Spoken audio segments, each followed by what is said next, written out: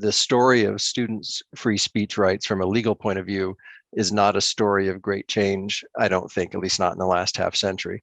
There are changes in the politics and in the culture.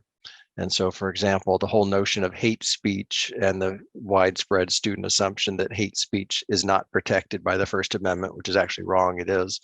Those things kind of come and go, but the law has been pretty stable about students. Probably the biggest area of change that affects anything on campus, and even here you have to go back about a dozen years or so ago, which is when the change happened or was made clear, is that staff members' free speech rights when they're doing their jobs are very, very small. That may or may not have been true before, but the Supreme Court made it explicit. The law, as I've said, hasn't changed, but the university's response, its adoption of policies has kind of changed over time.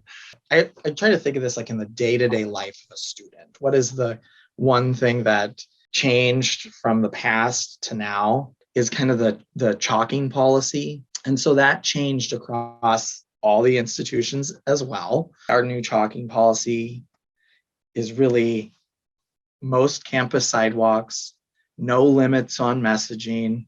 There's a couple areas that are restricted. In terms of a policy change and impact on students, I think chalking is probably one of the big ones. Because it used to be you could chalk in 2 spaces on campus. And along with that, the messages had to be by a registered student organization. They had to say who it was sponsored by. The messages really had to be about an event. And the other piece is the university cannot erase it.